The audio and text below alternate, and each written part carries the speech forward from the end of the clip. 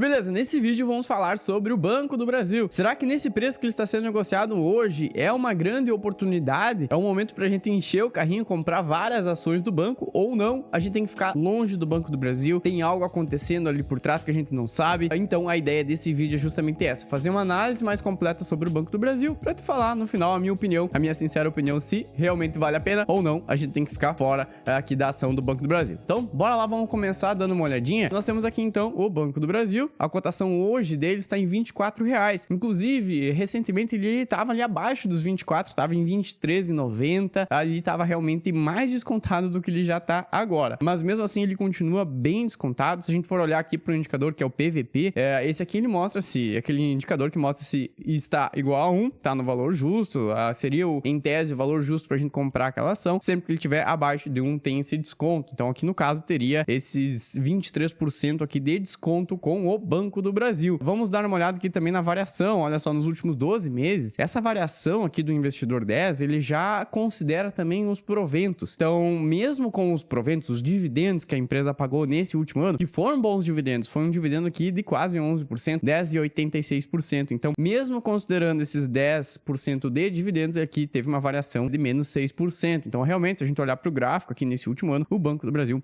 caiu e caiu bastante. Bom, mas e aí, o que está acontecendo com o Banco do Brasil? O que a gente tem que olhar, ficar atento? Então, uma coisa que a gente sempre tem que fazer é pesquisar no Google mesmo, coloca lá o nome da ação mais RI. Então, no caso, Banco do Brasil RI. Você vai encontrar o site de relacionamento com o investidor. Toda ação, todo fundo imobiliário, todo ativo de bolsa de valores, ele tem que ter esse site, esse relacionamento com o investidor. Aqui você vai encontrar, então, as informações, como, por exemplo, a apresentação da empresa, também os resultados. Então, a gente consegue vir aqui, esse aqui é o site de RI do Banco do Brasil, a gente consegue vir aqui, então, central de resultados. Nessa central de resultados, a gente vai ver que teve aqui, então, terceiro trimestre. O Banco do Brasil soltou, então, os resultados do terceiro trimestre. Claro que tem sempre um pouquinho de delay. Por exemplo, a gente tá acabando o ano, mas o resultado vem ali próximo, ali no início de 2025. Então, assim, a gente vai acompanhando os resultados e abrindo, então, esse documento, a gente consegue ver já de cara aqui a carteira de crédito do Banco do Brasil. A gente consegue ver que, basicamente, tem três grandes forças aqui. 1/3 da carteira de crédito do Banco do Brasil vai para pessoas jurídicas, para PJs, empresas. Um outro terço vai para pessoas físicas. Fechando, né? Aqui é um ponto forte, aliás, do Banco do Brasil, é a parte do agronegócio. Então, 1/3 da carteira dele também vai pro agronegócio. Então, mais ou menos é assim que a carteira de crédito do banco é um valor aqui gigantesco que está sendo emprestado. Então, como que os bancos ganham dinheiro de fato? É justamente pegando um dinheiro, né? A gente compra, por exemplo, um CDB do Banco do Brasil. Então, tem várias pessoas que deixam o dinheiro ali no Banco do Brasil. O banco, ele pega, então, e fornece um crédito, fornece esse dinheiro emprestado para empresas, pessoas também, que no caso o setor do agro. Então, ele consegue mandar esse dinheiro para a galera e depois ele fica recebendo os juros. E como agora a gente está vivendo também essa alta da Selic, a alta dos juros como um todo no país, essa carteira de crédito, essas pessoas, empresas precisam pagar, então, esse crédito, essa dívida com os juros, e esses juros cada vez mais elevados. Então, aqui entra um ponto de atenção, que é a parte do agro. Como eu falei, eu acho isso aqui um ponto muito positivo. Se você for olhar os outros grandes bancos, bem tradicionais, os bancões mesmo que nós temos aqui no país, o Banco do Brasil é aquele que se destaca por ter, sim, esse crédito maior pro agronegócio. Se a gente fala, por exemplo, da Caixa Econômica Federal, a Caixa, todo mundo conhece a Caixa como sendo a grande fornecedora de crédito para o setor imobiliário. Então, por exemplo, se você vai fazer uma compra de uma casa ou construir uma casa, você vai direto na Caixa Econômica. Agora, um agricultor, uma empresa do agro, ela vai buscar o crédito dela no Banco do Brasil. Tem essas diferenças, são mercados diferentes, então o grande mercado aqui do Banco do Brasil é sim o agro. Então é um ponto positivo para ele. Mas o que aconteceu nesse ano de 2024, até aqui em cima no relatório, eles já colocam aqui em cima um parênteses aqui, uma questão do Rio Grande do Sul. Então nós tivemos as enchentes, eu sou gaúcho, moro aqui no Rio Grande do Sul, nós tivemos aquelas enchentes que prejudicaram demais o nosso estado. Então nós tivemos muitos e muitos municípios que foram afetados. Foi um prejuízo gigantesco e que vai muitos anos para a gente recuperar tudo isso. Mas o que acontece? Então, de toda a carteira de crédito que a gente estava vendo ali do Banco do Brasil, cerca de 6% estão aqui no Rio Grande do Sul. Então, cerca de 61,2 bilhões de reais foram destinados a pessoas, empresas, ao agro, aqui no Rio Grande do Sul. Então, digamos que dentro de toda a carteira dele, esses 6,1% estariam com um risco um pouco mais elevado. E Esse risco seria o risco dessas empresas, essas pessoas que sofreram tudo isso com as enchentes, delas não conseguirem dar a volta por cima e não conseguirem pagar esse crédito, pagar essa dívida. E quando acontece esse não pagamento de dívida, é o que eles chamam de inadimplência, é o famoso calote. Então as pessoas acabam que não têm condições de pagar por N fatores, por N motivos. Nesse caso do agro, bem forte, nós tivemos esse grande desastre que aconteceu, que foram as enchentes aqui no Rio Grande do Sul. Então eles já deixam claro que 6,1% de toda a carteira deles são aqui, né, foram destinados aqui para o Rio Grande do Sul e que foram afetados sim por essas enchentes. Então é um ponto que a gente tem que ficar de olho e isso já traz uma certa preocupação extra para os investidores quando olham para o Banco do Brasil. Mas vamos lá, vamos continuar olhando para a inadimplência agora do banco. Então voltando para aquela imagem, nós temos aqui a carteira de crédito completa do Banco do Brasil. Nos últimos 12 meses, essa carteira ela cresceu cerca de 13%. Então, quanto mais crédito o banco dá, mais lucro acaba que o banco tem no final das contas. Então, a carteira de crédito vem crescendo, não só também a parte do agro, mas aqui também a parte de pessoas jurídicas. Essa carteira de crédito vai crescendo, o banco vai ganhando mais grana com isso, mas tem um ponto agora, que eu nem falei, a Selic tá subindo, nós já estamos em 12,25, mas essa Selic pode ir para 14, ela pode ir inclusive para 15% em 2025. Então, conforme essa Selic vai disparando, vai ficando mais alta, o risco também dessa carteira de crédito, ela aumenta. O risco das pessoas não conseguirem honrar com aqueles 14, 15% de juros. É muita grana, é muitos juros. Os juros elevados fazem com que os bancos ganhem mais dinheiro, mas, por outro lado, deixa a carteira deles mais arriscadas, o que pode gerar uma inadimplência um pouco maior. Então, tem uma corda aqui que o banco tem que ir, não pode soltar muito, não pode apertar muito, mas ele tem que ir ali sempre medindo, claro, conforme os juros vão subindo, a tendência é que o banco também ganhe mais lucro com isso. Mas, um ponto de atenção, então, é a inadimplência, que nem a gente estava comentando. Então, aqui tem um gráfico que mostra a inadimplência dos últimos 3 meses, dos últimos 90 dias. E essa inadimplência, o calote, né, que as pessoas, as empresas do agro, por exemplo, começaram a dar, aumentou um pouco nesses últimos 3 meses. Então, nos últimos 90 dias, aqui teve um aumento de 3% para 3,33%. Então, sim, existe uma inadimplência que cresceu nesse último trimestre, aqui no terceiro trimestre de 24. Provavelmente no quarto trimestre vai crescer mais um pouquinho. Então, essa é a preocupação geral que o mercado tem, que os investidores têm com o Banco do Brasil. Se essa inadimplência, tanto a parte do agro, que foi afetada pelas enchentes, mas também não foram só as enchentes. Se a gente for dar uma olhadinha aqui, nós temos uma matéria que eu até destaquei alguns pontos, que fala justamente que pedidos de recuperação judicial no agronegócio cresceram 529% no segundo trimestre. Mas olha só, o Mato Grosso lidera. O Mato Grosso é muito forte no setor do agro e tá ocorrendo também, então, esses pedidos de recuperação judicial, essa inadimplência por lá também. Então, não é só a questão das enchentes no sul, no Rio Grande do Sul. Existem outros fatores que são envolvidos. Alguns fatores que aqui na matéria eles destacam, por exemplo, o clima incerto, a alta da Selic, os juros ficando mais altos, fica mais difícil para essas empresas pagarem. O preço das commodities, o preço da soja, entre outros, trigo, milho, enfim, as commodities, elas baixaram de preço, isso acaba trazendo menos lucro para os agricultores, para as empresas do agro. Então, aconteceu meio que uma tempestade aqui num copo d'água, né? Nós temos um clima incerto que trouxe, então, safra ruim, a alta dos juros da Selic, que foi lá para cima, então prejudica também porque a dívida fica mais cara. O preço das commodities, então, baixaram, o que diminui o lucro dessas empresas. Temos esse aumento nos custos de produção também. Então, tudo isso gera essa confusão toda, essa tempestade que aumentou aqui, então, para 529% esse pedido aqui de recuperação judicial. Mas, claro, aqui, esses 529% na matéria, eles estão falando sobre produtores rurais, pessoas físicas. Então, é aquele pequeno agricultor ali que realmente está pedindo mais recuperação judicial. Não está conseguindo pagar as contas, não está conseguindo pagar os empréstimos. As grandes empresas também estão pedindo, algumas grandes empresas estão pedindo recuperação judicial, mas é um número um pouquinho menor. As grandes empresas possuem ali um caixa, possuem recursos a mais, mas o pequeno agricultor também está sofrendo demais. As grandes empresas, elas conseguem aguentar um pouquinho mais, mas não muito tempo também. Então, tudo isso acontece e vai prejudicando, então, essa carteira de crédito do Banco do Brasil. Aqui nós temos uma outra matéria do InfoMoney.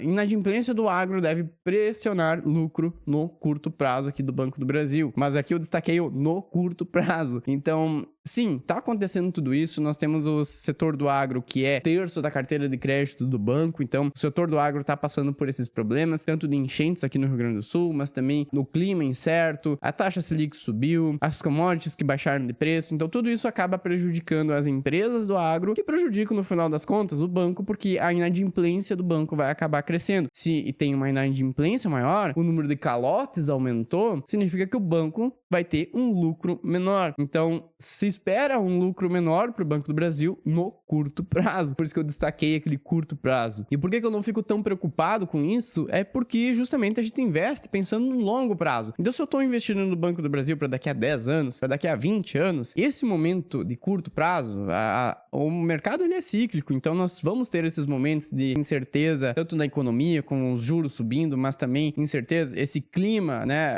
Como é o agronegócio, ele depende muito do clima. Então, às vezes a gente vai ter enchentes, às vezes a gente vai ter seca. Isso acontece de tempos em tempos. Então, pensando mais pra frente, eu vejo como uma oportunidade mesmo a gente investir no Banco do Brasil. Olhando o restante aqui dos dados do banco, esse aqui são as projeções que o banco faz para 2024. Então, lá no início do ano, é feita essas projeções que eles chamam de guidance. Essa projeção é nada mais do que eles vão, vamos ter tanto de lucro, a dívida vai ficar mais ou menos aqui, a gente vai crescer tanto a carteira de crédito de pessoas físicas, de empresas, do agro. Eles fazem toda uma projeção para o ano inteiro e depois eles vão batendo ali a cada trimestre, eles vão vendo, conseguimos, estamos no caminho, não estamos no caminho, aqui vai dar um problema. Então, essas aqui foram as projeções lá do início do ano e vão concluir agora em 2024 e depois, 2025, é feita uma nova projeção para o ano de 2025 inteiro. Então, olhando essa parte, olha só, eles projetaram que a carteira do agro ia ficar aqui entre 11% e 15%, tá em 13%, crescendo. A carteira de crédito, a gente viu que tá crescendo ali 13%. Então, se a gente for olhar aqui, tá dentro do esperado, inclusive tá aumentando, tá mais do que o esperado. A gente vê aqui embaixo também o lucro líquido ajustado do banco. O banco tá esperando que ele tenha um lucro que fique entre 37 bilhões e 40 bilhões. Isso aqui era projetado lá no início do ano. Até agora, considerando aqui que a gente não tá pegando o último trimestre de 2024.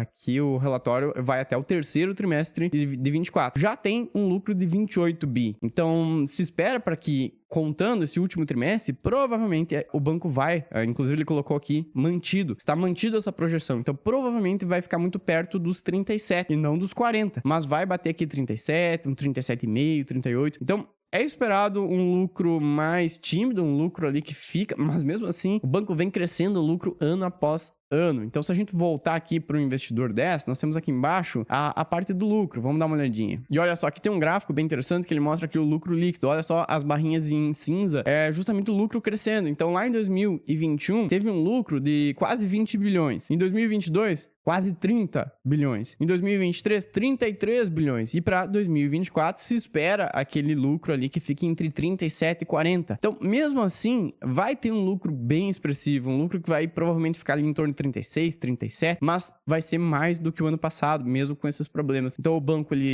na minha opinião, o banco nos últimos anos, ele alinhou, ele tá muito bem alinhado, muito bem estruturado para que tenha uma eficiência em gerar esse lucro líquido. E ele vem acompanhando, aqui nós tivemos o lucro líquido de fato da empresa crescendo. Com isso também os dividendos sobem. A gente consegue ver aqui o gráfico de dividendos. A média tem ficado aqui nos últimos 5 anos em 7,32%. Mas os últimos anos a gente vê que tá bem maior. Aqui nós tivemos de 2016 a 2020 uma média inferior aqui de 3, 5%. E nos últimos anos, como esse lucro também aumentou, o dividendo do Banco do Brasil também aumentou. Então, hoje tá em 10%, mas os últimos anos aqui, 2023 pagou 8%, 22 pagou 12%, 21 pagou 8% também. Então, os dividendos vêm crescendo, o lucro vem crescendo, a empresa vem mostrando muita eficiência. Aqui os indicadores, por exemplo, um indicador que eu gosto de olhar é o ROI. O ROI é a eficiência em gerar lucro líquido. O banco está realmente crescendo aqui 16% aqui no ROI. Os indicadores que também mostram o crescimento nos últimos 5 anos de receita e de lucro, também todos muito bons, bem positivos. Uma empresa que tem um payout, o payout é um indicador de quanto que a empresa tem, de todo o lucro dela, quanto que ela distribui. Então, praticamente metade ela distribui. E essa metade já tá dando aquele dividendo de 10, 8%. Então, tá excelente. A outra metade, a empresa usa para ela, para expandir, para crescer. Enfim, são todos indicadores aqui muito bons que a gente tem no Banco do Brasil. Aqui comparando também o Banco do Brasil com outros grandes bancões, principalmente o Banco Itaú. Itaú seria o grande concorrente do Banco do Brasil.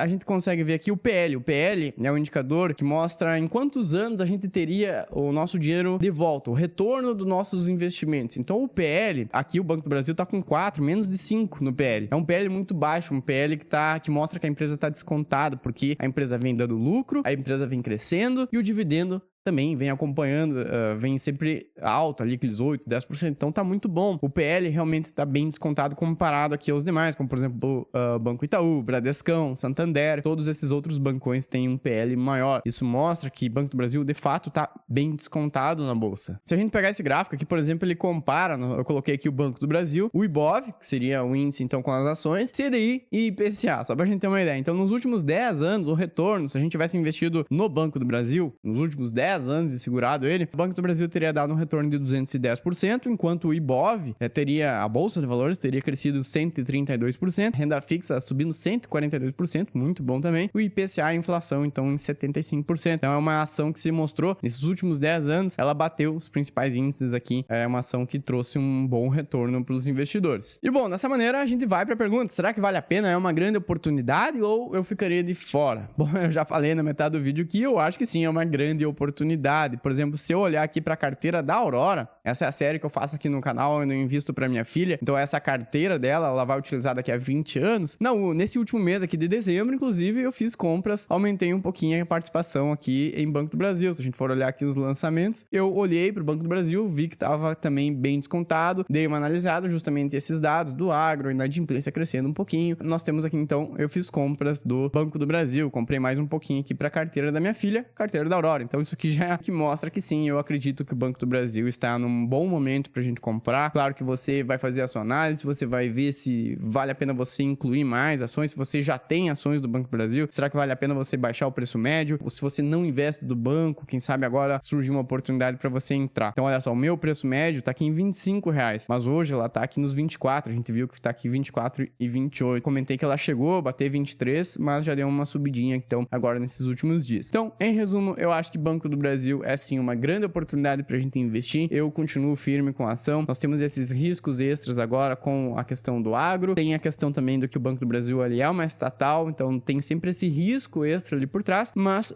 olhando pro histórico ali os últimos anos, a gente não viu nenhuma interferência vindo do governo, sempre tem esse risco extra, mas dificilmente isso vai acontecer com o Banco do Brasil, diferente de outras estatais, como por exemplo a Petrobras. A Petro, ela é bem mais suscetível a essa interferência do governo, mas aqui uma estatal, então o Banco do Brasil, ela não tem tanto risco assim, ao meu ver, nessa questão de interferência do governo. Aqui, uma excelente ação pra gente dar uma olhada, analisar e incluir na nossa carteira. Mas me deixa aqui embaixo nos comentários, você tem Banco do Brasil, você tá investindo, o que você tá fazendo nesse momento? Comprando ações, comprando fundos imobiliários ou investindo na renda fixa que tá muito atrativa? Me deixa aqui embaixo, vamos trocar uma ideia. Por esse vídeo aí, espero que você tenha gostado. Não seja louco, se inscreve aqui embaixo, também deixa seu like, me ajuda a crescer no YouTube. Pega o meu vídeo, manda pra algum amigo, pra algum familiar. Vamos espalhar essa educação financeira, vamos passar esses investimentos, como montar uma carteira de investimentos, como investir por um longo prazo, como a gente alcançar a nossa liberdade financeira lá na frente. Muito obrigado, vou deixar um vídeo aqui na sequência falando justamente isso, como montar uma carteira de ações perenes, seguras, tranquilas pra gente investir por um longo prazo. Dá uma olhadinha ali. Muito obrigado, te vejo na próxima semana e falou!